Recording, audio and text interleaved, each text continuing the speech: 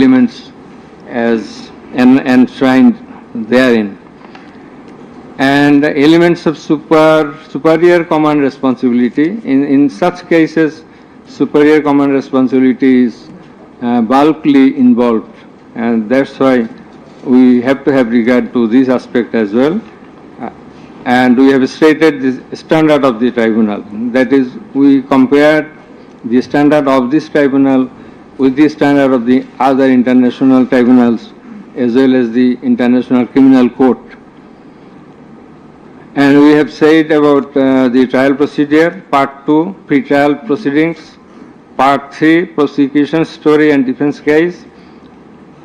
We have stated about learned chief prosecutor submission on charge, learned state defense counsel's submission on charge, thereupon decision on charge, and then we have given the description of evidences in Part 4. In Part 4, we have also given an account of the testimonies of the prosecution witnesses. In Part 5, we have given the illustration of the evidences, that is the discussion of the evidences. Used arms and ammunitions. We have given an account of the used arms and ammunitions. We have given a description, we have discussed about the telephonic conversations of accused Sheikh Hasina with a number of persons from time to time. We have discussed and extracted the reports of daily newspapers concerning the issues of this case, reports of United Nations Human Rights Commission, reports of Odhikar, another Human Rights Commission, reports of Human Rights Watch, and Globe Institute, and so on. We have discussed about the videos of the occurrences which have been displayed in the tribunal. And we have described the extent of cruelty administered upon the victims who have died and who have been seriously injured and lost their vital organs of the body. And we have talked about seized alamots. We have given account of the murders, number of murders, in accordance with the Gazette notifications published by our government and in accordance with the reports of United Nations Human Rights Commission and other organizations. In this context, I want to say that the exact report of martyrs or the victims or the sufferers or the injured persons or those whose whereabouts could not be traced, this is quite natural. You will understand that since our liberation war in 1971, still we could not finalize the list of martyrs, the list of freedom fighters, list of the war criminals and others. So there are lists, but it varies. So it's a timely matter. It may vary. Somewhere you will find the figure 800, somewhere 1000, somewhere 1400.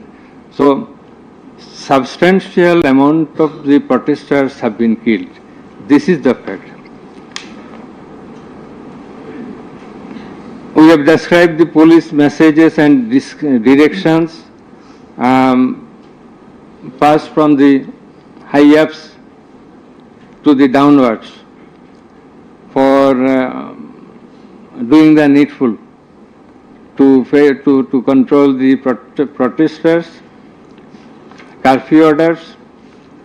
Then in Part 6, we have described, we have given an account of the learned chief prosecutor's arguments.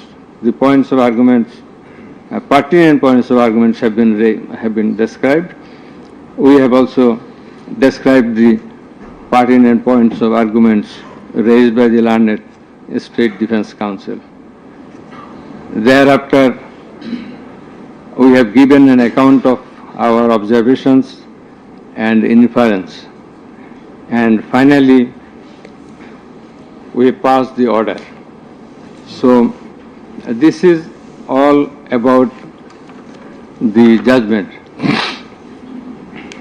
Now we will read out the very pertinent portions of the judgment one by one. At first, our learned member 2, he will read out a portion of the judgment commencing from origin and object of the tribunal, jurisdiction of the tribunal, and he will read out Article 7 of Home Statute, elements of crime against humanity, elements of superior command status responsibility, and then the charges. Thereafter, learned member 1, he will read out some portions from the discussion of the evidences, the report of the United Nations Human Rights Commission, and then the extent of cruelty administered upon the victims, and thereafter the points of arguments submitted by the learned chief prosecutor and the learned state defense counsel. And finally, I will read out the conclusion and the order. So it will take about 40 minutes. We hope that you will be listening to the deliberations. Thank you very much. Now the turn of our learned member 2, he is reading out as I have mentioned. Origin and object of the tribunal. The International Crimes Tribunal has been established under the International Crimes Tribunal Act 1973 to provide for the detention, prosecution and punishment of the persons for genocide, crimes against humanity, war crimes and other crimes under international law committed within or beyond the territory of Bangladesh, whether before or after commencement of the Act. Jurisdiction of the Tribunal. The Tribunal has got the jurisdiction to try the offences enshrined in Section 3 and 4 of the International Crimes Tribunal Act 1973. Section 3 provides, a tribunal shall have the power to try and punish any individual or group or individuals, organization or any member of any disciplined force, auxiliary force or intelligence agency who, irrespective of his nationality, commits or has committed within or beyond the territory of Bangladesh, whether before or after the commencement of this Act, any of the crimes mentioned in its subsection 2. According to subsection 2 of Section 3, the following acts or any of them is crime within the jurisdiction of a tribunal for which there shall be individual responsibility. The Constitution of Bangladesh has given upper hand in Article 47, Subclause 3 thereof to the application of the provisions of International Crimes Tribunals Act 1973 in the following manner. Notwithstanding anything contained in this Constitution, no law nor any provision thereof providing for detention, prosecution or punishment of any persons who is a member of any armed or defense or auxiliary forces or any individual group of individuals or organization, or who is a prisoner of war for genocide, crimes against humanity, or war crimes and other crimes and crimes under international law shall be deemed void or unlawful, or ever to have become void or unlawful on the ground that such law or provisions of any such law is inconsistent with or repugnant to any of the provisions of the constitutions. Crime against humanity. namely murder, extermination, enslavement, deportation, imprisonment, abduction, confinement, torture, rape, sexual exploitation, enforced disappearance, human trafficking, sexual slavery, enforced prostitution, forced pregnancy, enforced sterilization or other inhuman acts when committed as part of a widespread or systematic attack direct against any civilian population with knowledge of the attack or persecutions on political, racial, ethnic or religious grounds, whether or not in violation of the domestic law of the country were perpetrated. Section 4 provides as follows. Any individual or groups of individuals or any member of any disciplined force, auxiliary force or intelligence agency who commits a crime within the jurisdiction of the tribunal shall be responsible and liable for a punishment. Any commander, superior officer or leader who orders, permits, acquiesces, incites or participates in the commission of any of the crimes specified in Section 3 or is connected with any plans or activities involving the commission of such crimes or who fails or omits to discharge his duty to maintain a discipline or to control or supervise the actions of the persons under his command or his subordinates, whereby such persons or subordinates or any of them commit any such crimes, or who fails to take necessary measure to prevent the commission of such crimes.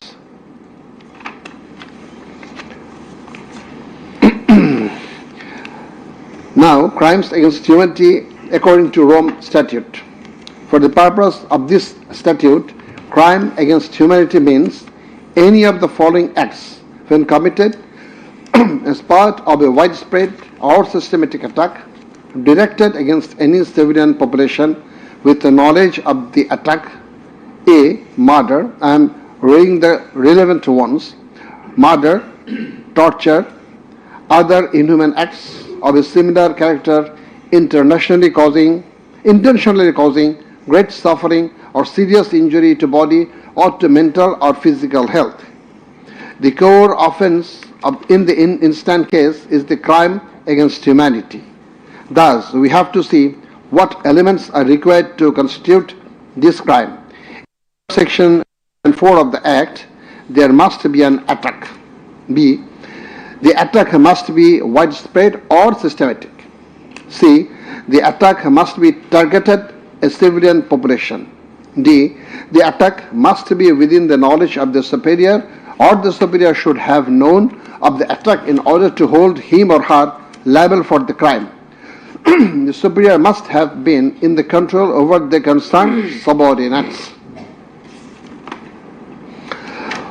Elements of superior command responsibility. From the jurisprudence and eminent from the international crimes tribunals, it is generally agreed that 4 elements must be proven for a person to be held responsible as superior.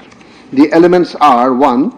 An international crimes must have been perpetrated by someone other than the accused. 2. There existed a superior-subordinate relationship between the accused and the perpetrator. 3.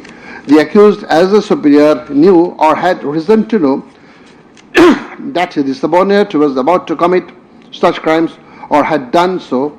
4. The accused as a superior failed to take the necessary and reasonable measure to prevent such crimes or punish the perpetrator. Section 4, subsection 2 of the International Crimes Tribunal Act provides that any commander or superior officer who orders, permits, acquiesces or participates in the commission of any of the crimes specified in Section 3 or is connected with any plans and activities involving the commission of such crimes, or who fails or omits to discharge his duty to maintain discipline or to control or supervise the actions of the persons under his command or his subordinates, whereby such persons or subordinates or any of them commit any such crime who fails to take necessary measures to prevent the commission of such crime is guilty of such crimes. Now, I am going to read the charges. On the point of the jurisdiction of this tribunal raised by the learned State Defence Council, it may be noted that there is no scope in law to raise such question, since question of jurisdiction of the tribunal is barred by Section 24 of the International Crimes Tribunal Act. Regarding the allegations against the accused, he merely made flat denials thereto without showing anything subsistence contrary to the acts complained of. On the other hand, on perusal of the formal charges and the documents submitted therewith, and also in consideration of the submission of the learned Chief Prosecutor and the learned State Defence Council, it has been made to appear to us that there are sufficient grounds for framing charges against the accused under Section 3, subsection 2, read with Section 4 of the Act. On hearing both sides, 5 charges were framed against accused Sheikh Hasina individually, and separate 5 charges were framed against accused Asaduzzaman Khan Kamal and Chaudhry Abdullah Al Mamun jointly. But on scrutiny of the documents and examination of the witnesses of the tribunal deems to condign to reshape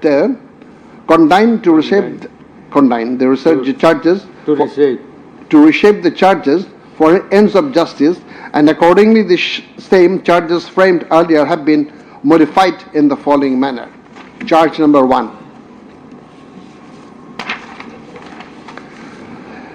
Incitement in order to attack and kill protesting students of Dhaka University and other academic institutions of the country, and also failure to take preventive and punitive measures, and thus killing hundreds and severely injuring thousands of protesters during July Uprising 2024, commencing on 1st July 2024 and ending on 5th August 2024, accused Sheikh Hasina as the Prime Minister of Bangladesh and the President of the ruling party of Bangladesh, Awami League, as well as 14th Party Alliance, in a press conference on 14/7/24 at Gaurabhavan, made the following derogatory remark. মুক্তিযোদ্ধার নাতিপুতিরা চাকরি পাবে না তো কি রাজাকারের নাতিপুতিরা চাকরি পাবে? If the grandchildren of freedom fighters should not get job, should the grandchildren of Rajakars get it? Pointing towards the protesters of anti-discrimination student movement while demanding rational reform of quota system in government job, whereby the left defamed and defamed and aggrieved, since Rajakars are considering as collaborators of occupant Pakistan Army during Liberation War of 71. And thereafter, the term has been being used to stigmatize an individual or group of individuals as enemy of the state of the people. Moreover, in a telephonic conversation with ASM Maksud Kamal, the then Vice Chancellor of Dhaka University, Sheikh Hasina, mentioned that she ordered to hang the protesters as the Rajakars have been hanged before. Furthermore, being incited and inspired by the said remark, Cabinet Minister and Awami League Secretary Obaidul Qadir, separately charged, made another provocative, aggressive remark on 15th July of 2024 at 12 noon, saying, Andolon Domone Chhatroligi Jotheshto. Chhatroligi is enough to bring the movement under control. And as such, the students, female and male, came down to the streets chanting slogans against herself and her party of government. Meanwhile, her subordinates, including the cabinet members, police and other law enforcing agencies, activists of four-party Awami League and its affiliated and allied organization go to incited and inspired of the aforesaid remarks of you and Ubaidul Qadir, and thus they launched widespread and systematic attack within your full knowledge upon the peaceful statement protesters in Dhaka University, causing 297 students injured and many others in different educational institutions throughout the country, including Rangpur Begum Rokeya University, where Abu Said was brutally shot dead by police. By your incitement and order to kill the protesting students who have been injured and killed as the foresight, and also by failure to take preventive and punitive measure against the perpetrators, accused Sheikh Hasina committed the crimes against humanity under Section 3, subsection 2, under Section 4, subsection 1, clause B, and Section 4, clause 3, subsection 3, read with Section 20A of the International Crimes Tribunal Act 1973. Charge number 2. Order to use lethal weapon, drones, and helicopters to kill the protesters and execution of the order. During the July uprising 2024, accused Sheikh Hasina held a conversation over telephone with Dr. A.S.M. Maksud Kamal, the then Vice Chancellor of Dhaka University, from Ganabhavan on 14th July 2024 at about 11 p.m., wherein she mentioned that she already ordered to kill the protesters like the Rajakars who have been hanged before. Again on July 18th, Sheikh Hasina conversed over telephone with Sheikh Fazlanur Taposh, the then Mayor of Dhaka South City Corporation, mentioning that she had already given direction to the law enforcement agencies to use helicopter and lethal weapons to kill and eliminate the peaceful, unarmed civilian protesters, and also ordered them to use drones to locate the protesters. She also told him that she passed orders to arrest and protesters across the country.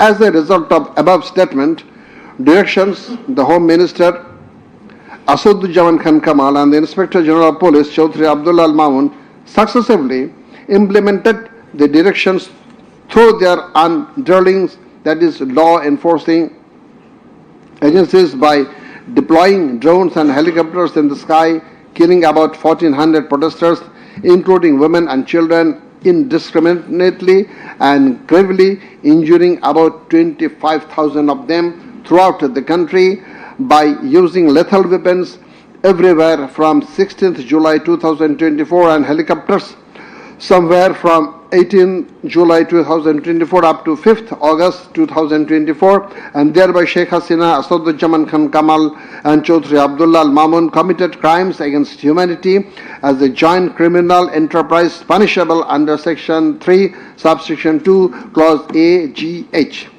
Section 4, clause B, C, Section 4, subsection 3, read with Section 20A of the International Crimes Tribunal Act.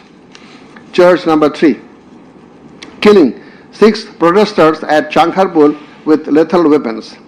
The protesters convened a program titled March to Dhaka to be held on 5th August and made a call to the people of all walks throughout the country to march to Dhaka on the scheduled day. People of all spheres began to assemble in Dhaka from every part of the country on August 5th.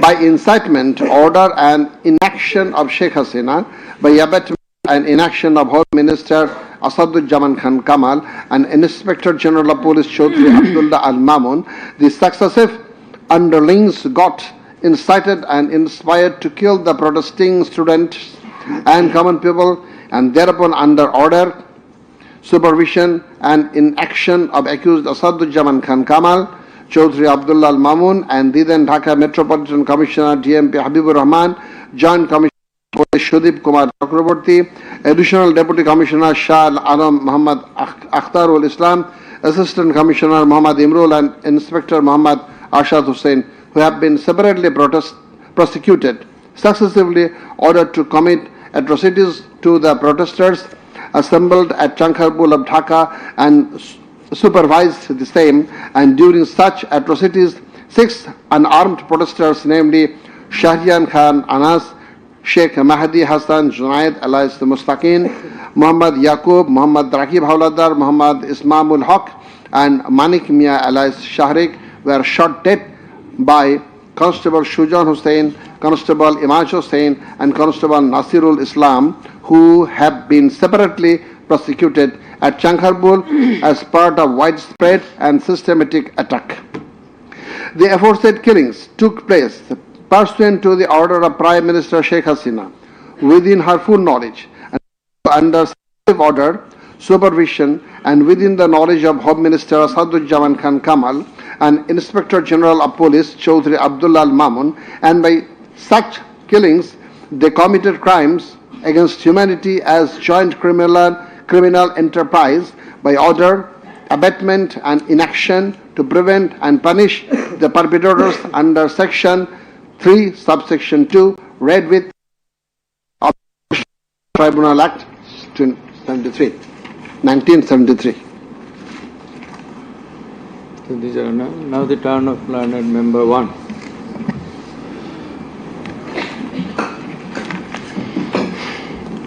It transpires from the prosecution witnesses deposed in corroboration of the facts of incitement and order of accused Sheikh Hasina to deploy drones and helicopters and also to use lethal weapons to kill the protesters. The daily newspapers of Bangladesh also published reports of such incitement and order of Sheikh Hasina. Moreover, the prosecution exhibited the pen-drive CD containing telephonic conversation of Sheikh Hasina with Dhaka University Vice Chancellor A.K.M. Maqsood Kamal, Dhaka South City Corporation Mayor Fazlenur Taposh, and Hassanul Haq Inu. The concerned device containing the said conversations have been played in the tribunal, and thereupon we find that in the conversation with the Dhaka University Vice Chancellor A.S.M. Maqsood Kamal, accused Sheikh Hasina mentioned that she already ordered to hang the students as Razakars have been hanged. Now I am mentioning the substantial portion from his conversation with, from her conversation with A.S.M. Maqsood Kamal, the accused Vice Chancellor of Dhaka University. Sheikh Hasina, তো রাজাকারের তো ফাঁসি দিছি, এবার তাদেরও তাই করব, একটাও ছাড়বো না, আমি বলে দিচ্ছি। শেখ হাসিনা, কোন দেশে বাস করি আমরা, এদেরকে বাড়তে বাড়তে তো রাজাকারের অবস্থা হয়েছে, দেখিস নাই, সবগুলোকে ফাঁসি দিছি, এবার তোদেরও ছাড়বো না। শেখ হাসিনা, সব এইগুলাকে বাইর করে দিতে হবে, আমি বলে দিছি আজকে সহ্য করার পরে অ্যারেস্ট করবে, ধরে নেবে এবং যা অ্যাকশন নেওয়ার নেবে।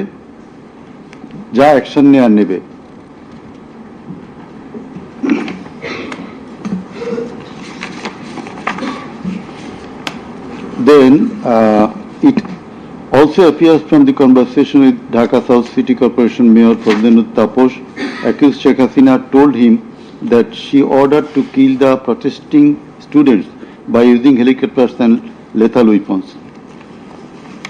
The substantial portion of the conversation is Sheikh Hasina, দরকার নাই, ওটা দরকার নাই, আমি সেনাপ্রধানের সাথে কথা বলেছি, ওরা রেডি থাকবে, ঠিক আছে। এখন তো আমরা অন্য করতেছি, ড্রোন দিয়ে ছবি নিচ্ছি আর হেলিকপ্টারে হচ্ছে মানে কয়েক জায়গায়। তাপস, তাহলে ওই কিছু ছবি দেখে পাকড়াও করা যায় না তাদের রাতের মধ্যে? শেখ হাসিনা, সবগুলিকে অ্যারেস্ট করতে বলেছি রাত্রে। তাপস, হ্যাঁ, পাকড়াও করলে ওদেরকে। শেখ হাসিনা, না, ওটা বলা হয়ে গেছে, ওটা নিয়ে র্যাব, ডিজিএফআই, এনএসআই সবাইকে বলা হয়েছে যে যেখান থেকে যে কয়টা পারবা ধইরা পেল। তাপস, জি। শেখ হাসিনা, ওটা বলা আছে, আর এখানে গ্যাদারিং দেখবে সেখানে, আর যেখানে গ্যাদারিং দেখবে সেখানে ওই উপর থেকে করাচ্ছি, অলরেডি শুরু হয়েছে কয়েকটা জায়গায়। তাপস, জি। শেখ হাসিনা, আমার নির্দেশনা দেওয়া আছে, ওপেন নির্দেশনা দিয়ে দিছি এখন, এখন লেথাল উইপন ব্যবহার করবে, যেখানে পাবে সোজা গুলি করবে। তাপস: জি জি। শেখ হাসিনা: না পড়াই দিছে, মেশিনপত্র সব পুড়ে গেছে। আমি বলছি যা যা পড়াতে, ও আমাদের সেতু ভবন পড়াইছে। তাপস: জি, ওরা রাতে মনে হয় আরো ব্যাপক আক্রমণ করবে।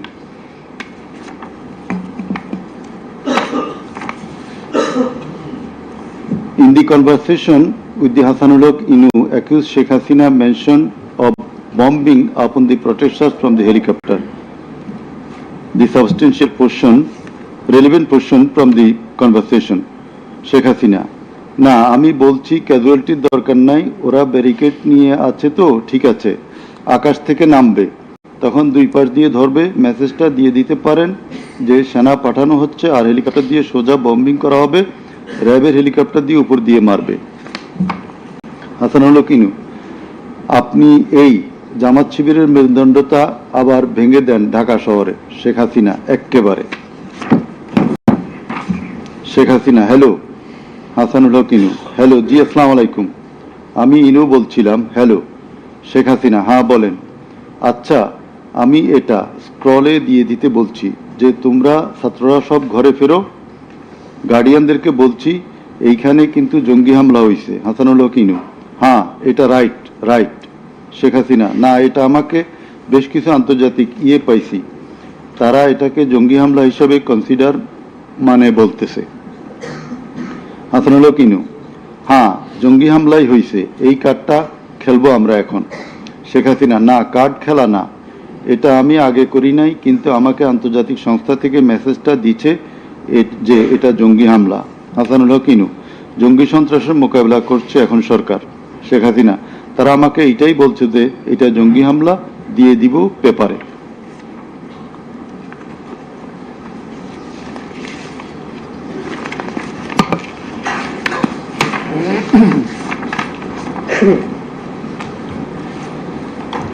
Reports of international and national organizations. United Nations Human Rights Office held an investigation into July-August 2024 atrocities in Bangladesh and mentioned in its report that the following inhuman and unlawful acts were committed by protesters during the movement and reported as follows. Based on direct testimony from senior officials involved and other inside sources, OHCHR was able to establish that the integrated and systematic effort using the entire range of police, paramilitary, military and intelligence actors, as well as violent elements linked to the Awami League to commit serious violations and abuses occurred with the full knowledge, coordination and direction of the political leadership. The then Prime Minister and Home Affairs Minister led parallel efforts to coordinate the security and intelligence apparatus. Both received regular reports on the situation on the ground from multiple sources. According to senior official testimony, reports provided to the Prime Minister by senior officials on 21 July and in early August specifically conveyed concern about excessive use of force. Both political leaders and the leadership of Bangladesh Police and the Army also carried out site visits that would have provided them direct personal knowledge of violations that had taken place or were ongoing. Furthermore, the political leadership issued direct orders and other directives authorizing and guiding operations by BGB, RAB, DGRI, the Bangladesh Police and its detective branch that involved serious violations of human rights against protesters and other civilians, including extrajudicial killings and arbitrary detention. Based on reported deaths complied by governmental and non-governmental sources in combination with other available evidence, OHCHR assesses that as many as 1,400 people could have been killed during the protests. The vast majority of whom were killed by military rifles and shotguns, loaded with lethal metal pellets commonly used by Bangladesh's security forces. Thousands more suffered severe, often life-altering injuries. More than 11,700 people were arrested and detained, according to the information from the police and RAB provided to OHCHR. Government attempted to intimidate and delegitimate the student protest movement, mobilize of Chhatra League, police and paramilitary forces, materialize of policing in Bangladesh, incited violence by armed Awami League and activists on and around university premises, conducted coordinated attacks by armed Awami League supporters and the police, use of force violations by police, RAB and BGB,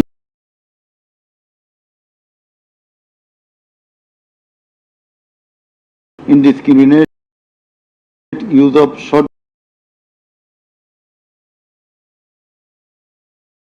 with lethal ammunition, suppressed peaceful assembly at Dhaka University on 17 July.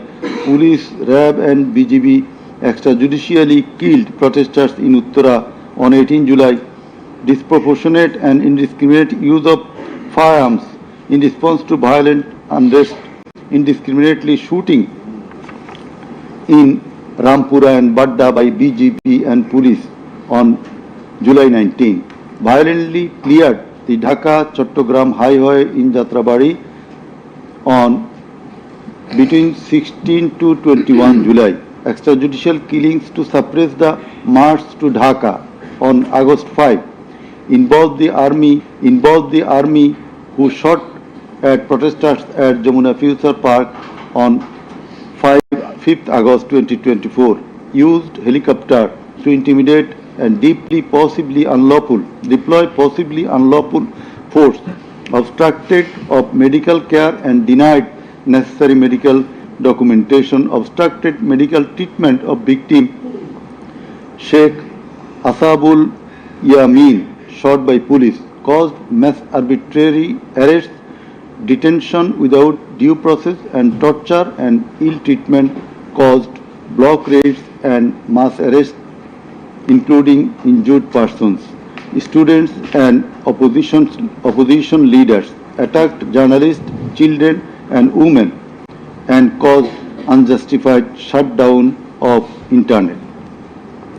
In the said report, Mr. Volker Turk, the High Commissioner of Human Rights Office of United Nations, that the atrocities committed in July Revolution 2024 in Bangladesh was preconcerted and systematic in order to remaining in power.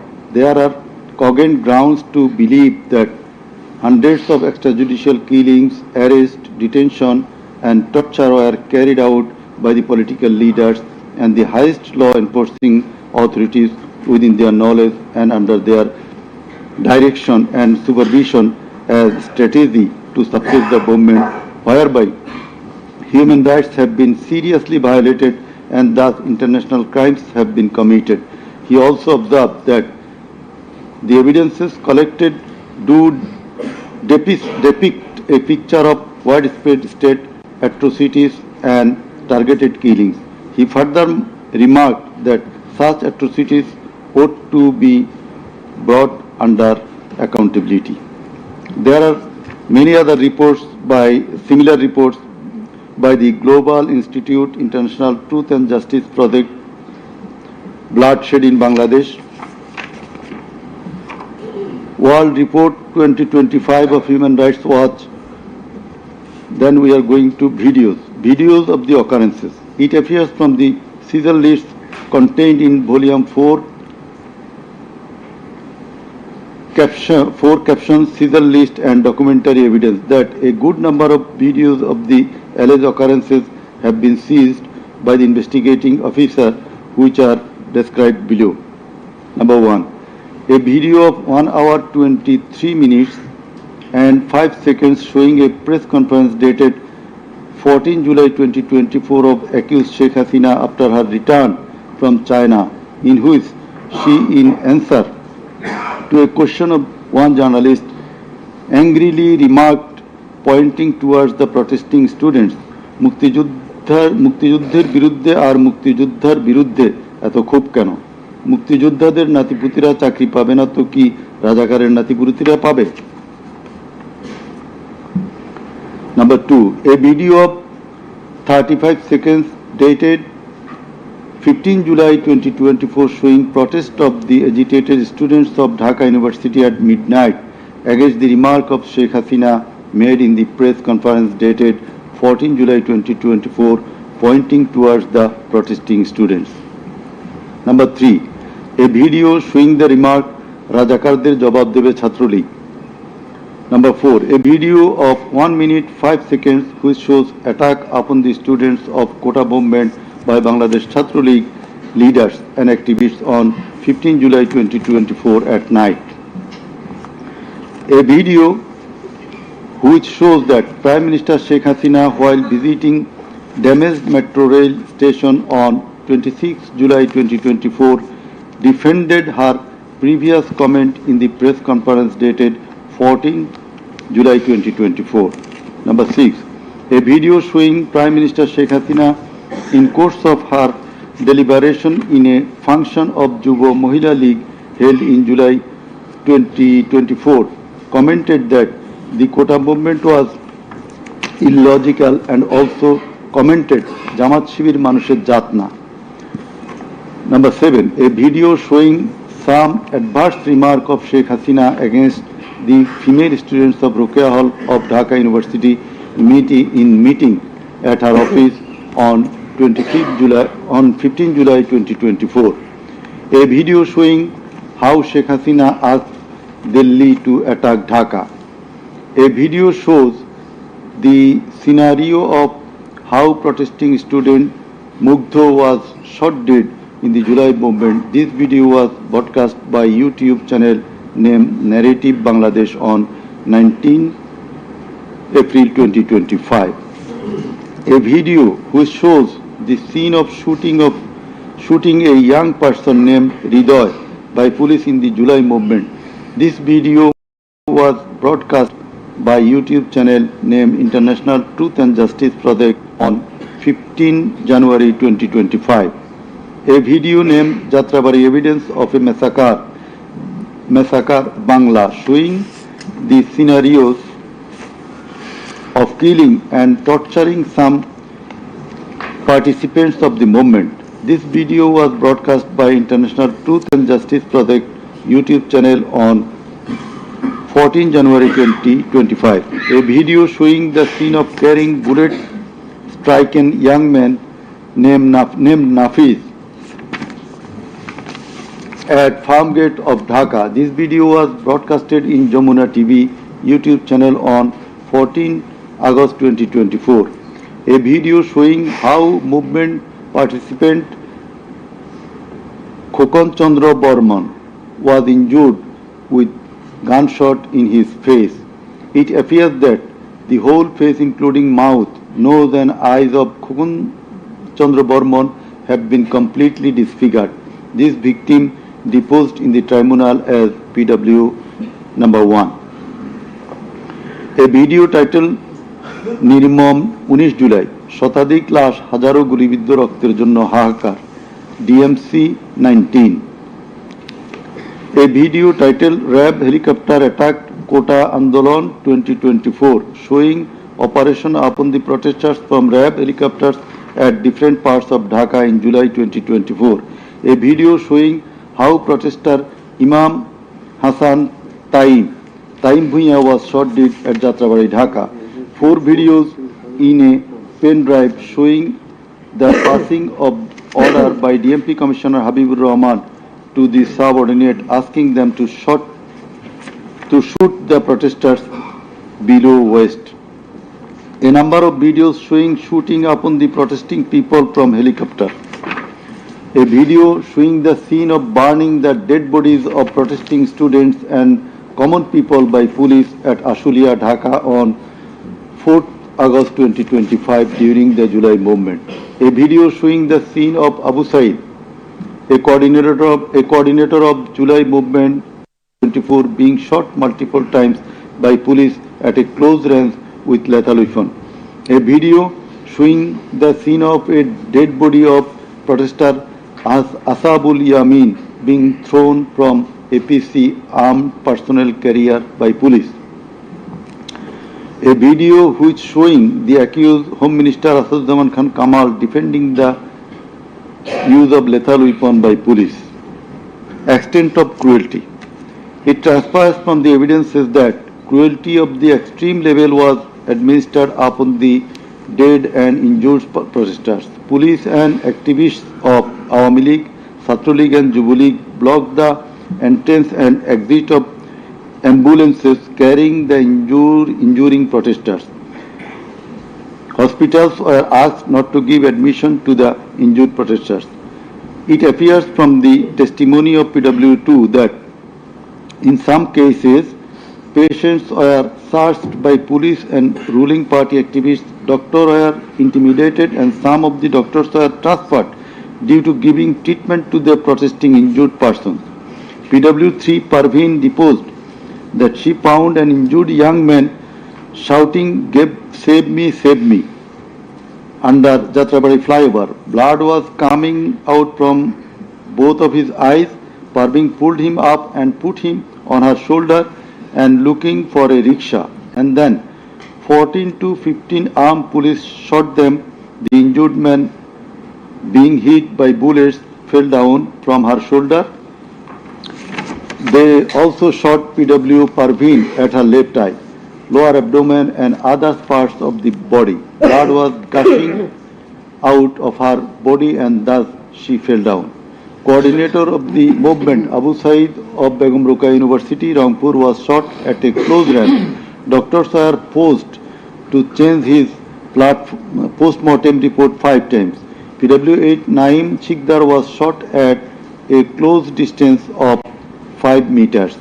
He was hit by 500 bullets and 3 hospitals refused to admit him, apprising that Prime Minister Sheikh Hasina instructed to refuse admission to the protesting patients. PW8 also said that Chhatra League activists were searching him and as such he was hidden in separate room by the doctors. It is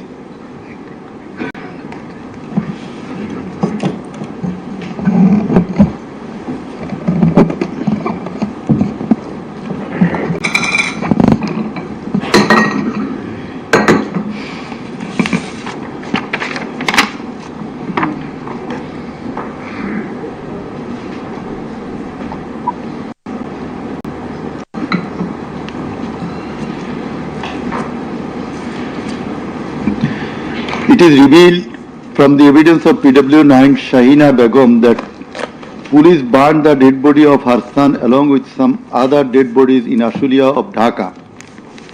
PW10 MD Enab Nazez Zaki also stated that his son was killed and then the dead body was burnt by police in Ashulia. We find from the testimony of PW10 Asabur was shot dead and set ablaze. It appears from the testimony of PW13 Dr. Muhammad Mahfuzur Rahman that most patients admitted to the hospital had no skull. The detective branch members had forbidden the doctors not to be serious in the treatment of the protesting patients and also that they had been instructed from the higher authorities not to release the protester patients admitted there. The patients were mostly aged 13 to 30 years.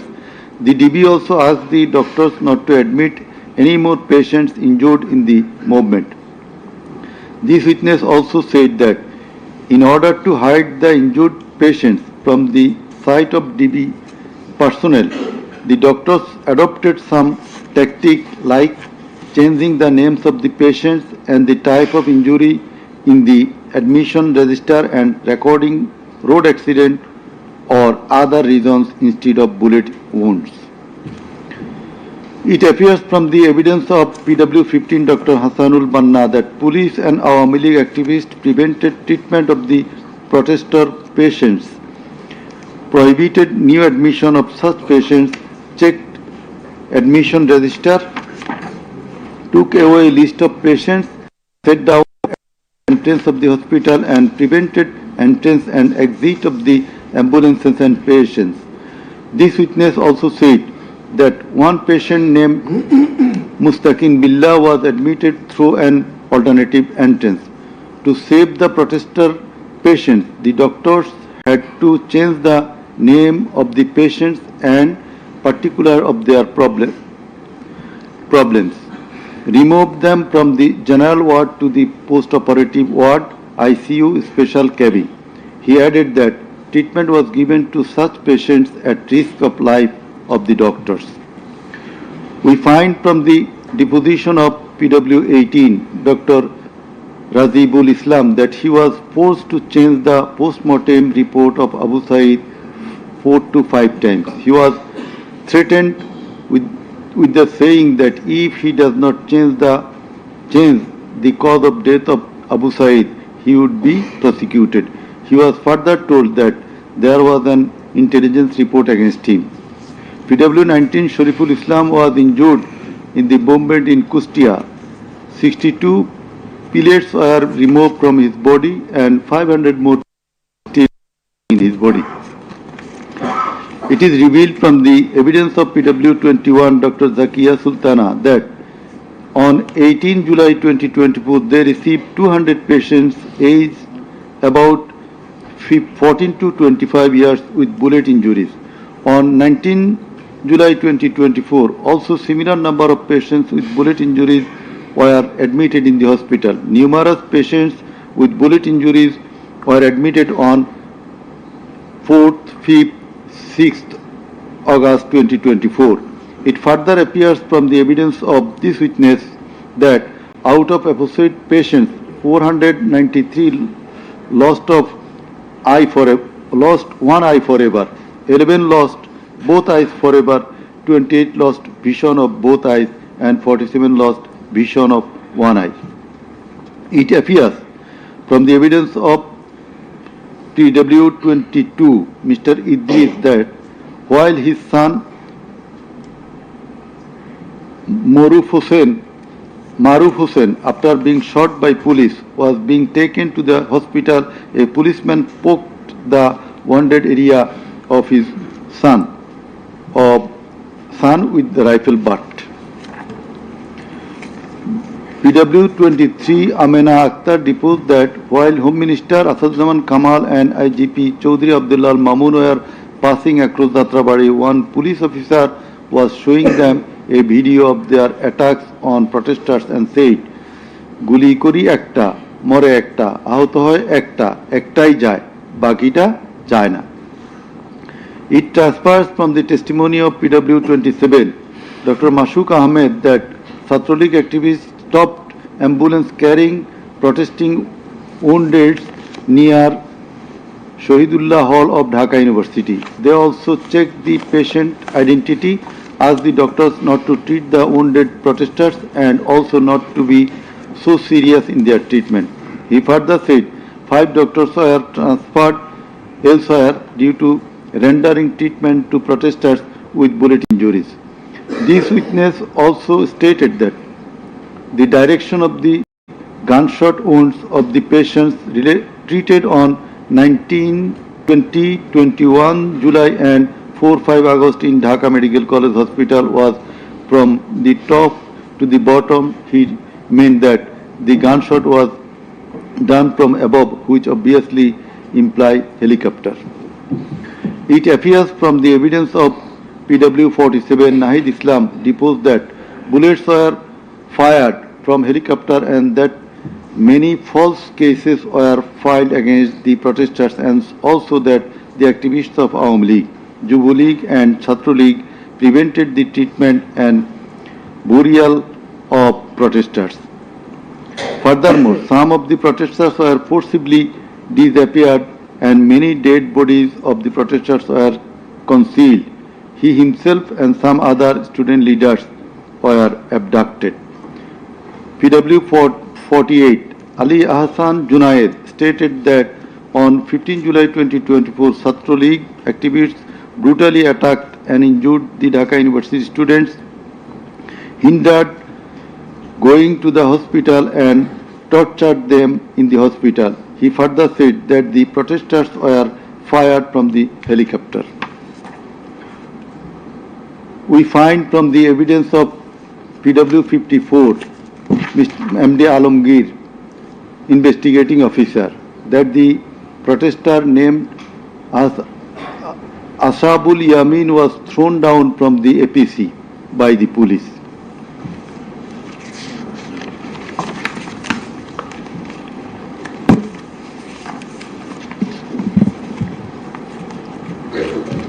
Summing up by the learned Chief Prosecutor. The learned Chief Prosecutor advanced argument on conclusion of the testimonies of the prosecution witnesses. He submitted that the instant case is an unprecedented and unexceptional one in the history of this subcontinent. After achieving independence in 1971, the people of the country had a great expectation and belief that all sorts of sufferings, poverty, tyranny and high-handedness of the government and the mighty quarters would come to an end and people would enjoy liberty, happiness and all fundamental rights, but all these have been doomed to ashes. The learned prosecutor dubbed the ruling party Awami League as fascist ab initio. From the very inception of independent Bangladesh, the Awami League government concentrated to perpetuate its power by way of exploitation, torture, killing, abduction, denial of democracy and fundamental rights of the people, freedom of press and speech, as well as social justice, and thereupon established dictatorship by forming Bhakshal. The then Awami League government led by Sheikh Mujibur Rahman planned in connivance with a neighboring country to weaken and abolish our glorious army and thus formed Rakhi Bahini, an armed organized parallel to the army. In the like way, after coming to the power in 2008, accused Sheikh Hasina's government committed the same acts like torture, abduction, killing, false prosecution, imprisoning, confinement, enforced the appearances, so dominated judiciary, restricted the freedom of press and freedom of speech. Sheikh Hasina oppressed the critics, writers, journalists, members of civil societies, lawyers and judges and ousted many of them from the country. The then Chief Justice Sheikh S.K. Sinha, eminent writer and journalist as well as historian Mahmudur Rahman, politician and journalist Pinaki Bhattacharya, Shafiq Rahman, Ilyas Hussain, Kanak Sarwar, Mushfiqul Fazl Ansari, Oliullah Numan, Shahid Alam, Jawad Nirjor, Tasneem Khalil, Julkarnain Shair, Barrister Abdul Razzaq were driven out of the country for speaking the truth and criticizing the government's misrule, oppression and loopholes. In 2008, with Sheikh Hasina's conspiracy as that of her father, 57 senior army officers, while an deputation in Bangladesh Border Guard, that is BGB, were killed in an official congregation of Pilkhana BGB headquarters by the Awami League leaders and loyal army officers. Thereafter no action was taken against those killers. In 2013, the law enforcers and the ruling party activists killed hundreds of innocent young and underage madrasa students in a congregation arrest arranged by Islamic organization Hefazat-e-Islam at Shapla Chattor, Dhaka, without any cogent reasons, and thereafter no action was taken against the killers. For perpetuating her power, accused Sheikh Hasina politicized judiciary, army, law enforcing agencies, bureaucracies, and all other departments and made them subservient of herself and her government. With the ulterior motive of remaining in power for long, Sheikh Hasina obtaining a verdict from the court given by her loyal judges headed by Chief Justice A.B.M. Khairul Haq, now in jail, abolished the most popular and well-settled electoral system under caretaker government, held an expert election in 2014, ignoring the participation and demands of the opposition parties, and in that election 153 candidates of the ruling party Awami League were elected without any vote. Again, a farcical election was held in 2018, in which ballot boxes were filled up in the night preceding the day of election, without carrying the demands of the opposition parties for holding election by a caretaker government for the sake of security, fairness and transparency. Accused Sheikh Hasina held another farcical ex-party election known as dummy election in January 2024 without allowing the political parties to participate. In 2024, the students launched a movement claiming reformation in the quota system in government jobs. They particularly demanded reduction of quota to 5% from 56%. Instead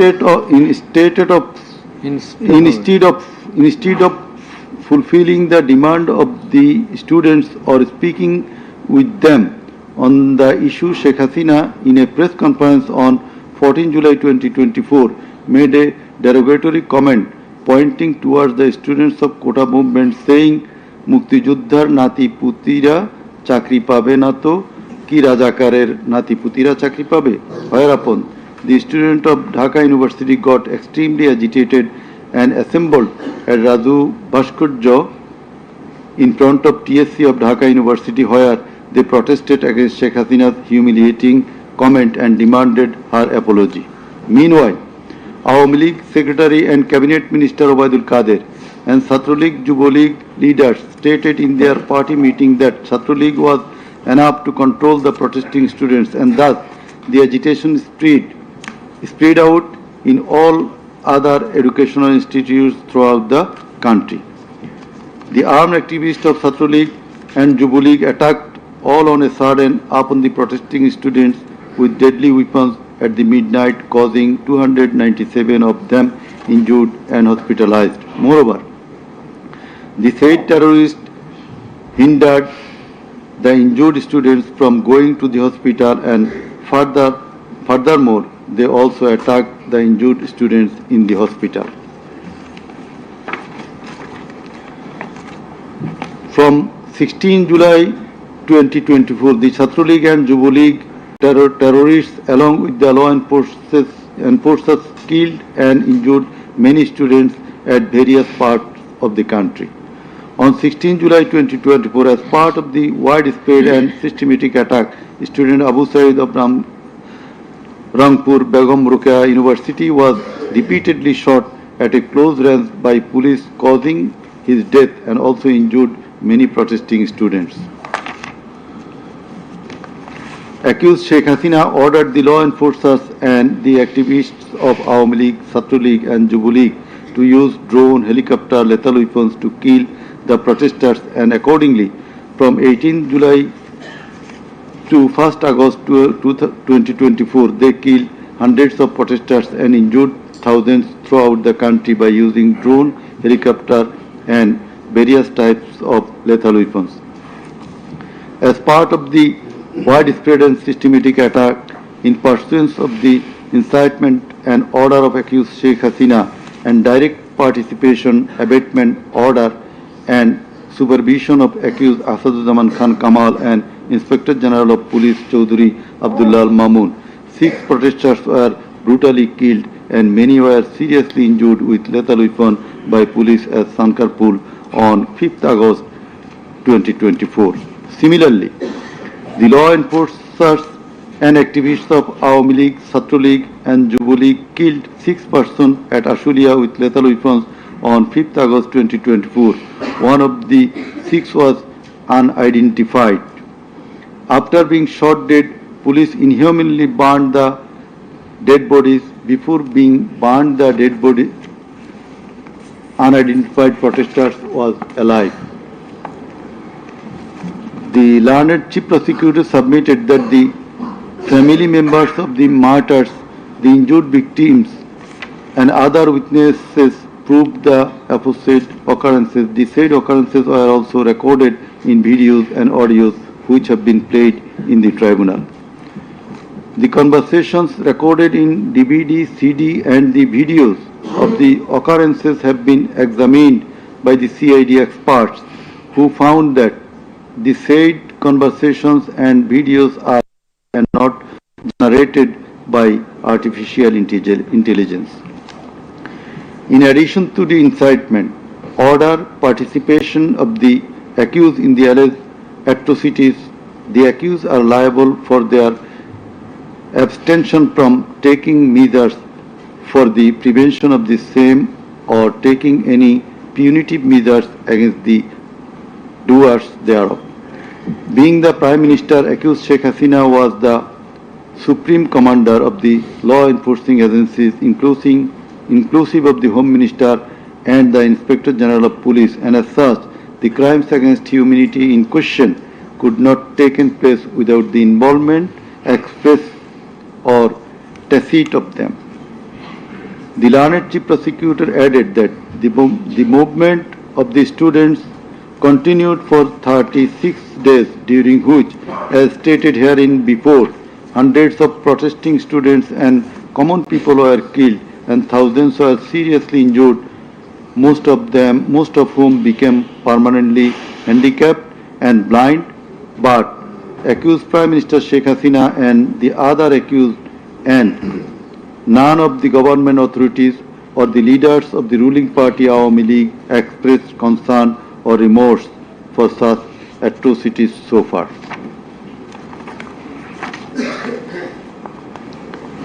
Accused Sheikh Hasina, instead of expressing remorse or seeking apology for the said crimes, continued to commit further crimes by threatening the present government, the International Crimes Tribunal personnel and the prosecutors and also the political party leaders in her hate speeches in audio conversations from time to time. This tribunal, by an order on the application of the prosecution, prohibited Sheikh Hasina to be restrained from making hate speeches anymore, but she continued to do so. Sheikh Hasina committed contempt of this tribunal by threatening the concerned officials of the government as well as the tribunal personnel, inclusive of the prosecutors, to kill 226 persons and burn the houses of the rival party leaders and activists in an audio conversation with one of her party activists, for which the tribunal drew a contempt proceeding against her. In the said proceeding, the tribunal convicted Sheikh Hasina and sentenced her with 6 months imprisonment.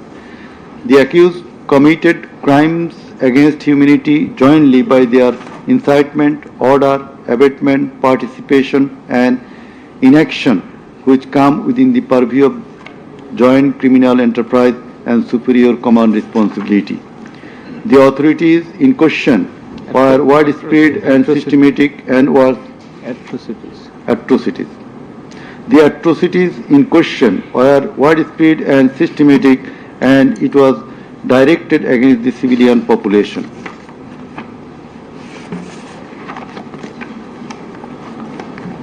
The learned Chief Prosecutor concluded his submission with the saying that in the circumstances it has been proved and established beyond reasonable doubt that the accused committed the crimes against humanity by their incitement, order, participation, abatement, and also inaction whereupon they deserve the maximum punishment as prescribed by Section 3, subsection 2, A, G, H, and Section 4, subsection 1, subsection 2A, 4.2b, 4.2c, and 4.3 of the International Crimes Tribunal Act 1973. He added that the evidences against the accused are so strong and adequate that if they are tried in any other court or tribunal in the world, they would be awarded the maximum punishment. It may be noted here that the learned prosecutor, Mr. Sheikh Mahdi, assisted the Chief Prosecutor by referring a number of decisions of different international tribunals. In the summing up session, the learned Attorney General of Bangladesh appeared and shared the concluding submission. In his submission, the learned Attorney General referred to the conviction and sentence of many of the heads of government and states in the world for their commission of crimes against humanity, and thereupon he asked for awarding maximum punishment to the accused of the instant case so that no other Prime Minister or the head of state recur such atrocities in the days to come. Summing up by the learned State Defense, Mr. Amir Hussain, the learned State Defense Counsel argued that accused Sheikh Hasina and Asaduzzaman Kamal are quite innocent. The accused did not incite or order or participate or abet the commission of the crimes against humanity in question. The trial itself against the accused under the International Crimes Tribunal Act 1973 is unlawful since the act was passed for the purpose of trial of the persons who committed genocide in 1971. Allegedly, the atrocities spread throughout the country, but the prosecution failed to examine witnesses of all the districts where atrocities took place. The learned Defense Counsel submitted that no helicopter was used to kill the protesting students and public in the July-August movement 2024. The audio conversations in question have not been duly examined by the experts. Although the audios have been examined by CID, the same should have been examined by some more experts. He questioned the prosecution's claim as to the number of the dead and injured. He stated that although the prosecution claimed that 1,500 protesters died and 25,000 injured, but the Gazette notifications of the government shows the number of dead protesters as about 800. He emphatically asserted that accused Sheikh Hasina did neither incite nor order nor take part in the alleged atrocities or crimes against humanity. Mr. Amir Hussain vehemently opposed the words of the learned Chief Prosecutor terming Sheikh Hasina and Asaduzzaman Kamal as fascist. He also opposed the assertion of the learned Chief Prosecutor that Sheikh Hasina fled to Delhi due to the commission of the crimes against humanity by the wave of the mass movement.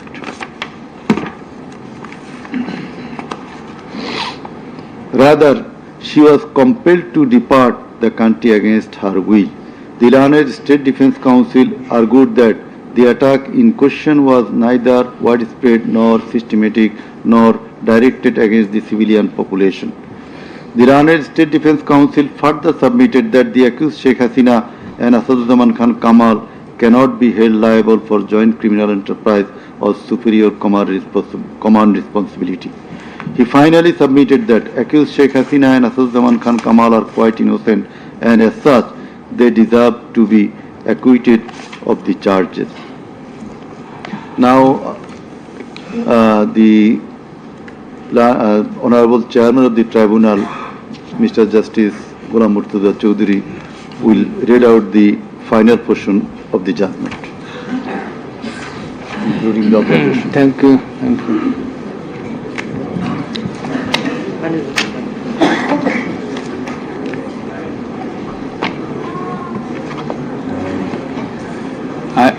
I will start with some matters of judicial notice. And before that, I am sorry that I did not mention the name of learned prosecutor Mr. Abdus Subhan Tarabdar. Sometimes he was found here. I think he remains busy in this tribunal too. Sorry? So, and he was seen sometimes here to assist us. So, our thanks to him as well. We have taken judicial notice of some incidents. Number 1, accused Sheikh Hasina started making contemptuous and hate speeches in the social media subsequent to the July movement 2024, whereupon she was ordered by this tribunal to be restrained from such speeches of contempt and hatred. Secondly, in a telephonic conversation with a party activist named Mr. Shakil, accused Sheikh Hasina infringing tribunal's order made some hateful and contemptuous remarks, asking said activist Shakil to kill 226 persons, as 226 cases have been filed against her, and to burn the houses of the rival people, whereupon this tribunal convicted her for contempt of the tribunal and sentenced her to 6 months imprisonment. Another one, the tribunal has further noticed one of her interviews published in the Daily Star a few days ago. The date has not been noted here, in which she impliedly admitted that atrocities had certainly taken place in July movement 2024, but she denied that she ordered to commit such atrocities. It has further been noticed by the tribunal that in another interview with a YouTube channel named Desh Samoy of India, accused Prime Minister Sheikh Hasina admitted her responsibility for the July 24 atrocities in the words, within quotation, as the leader of the country, I assume ultimate leadership responsibility. Furthermore, we have noticed that Sheikh Hasina made an interview with Daily Anandabazar of India on 7 November 25, wherein she admitted her superior command responsibility. So you may find the newspapers. Now I will start with our observations and inference. From the foregoing findings, facts and circumstances, it transpires that the students of Dhaka University and other academic institutions had launched a movement on 1 July 2024 demanding reformation in the quota system in the government jobs and continued the same till 5 August 2024. The government did not pay heed to the demands of the students.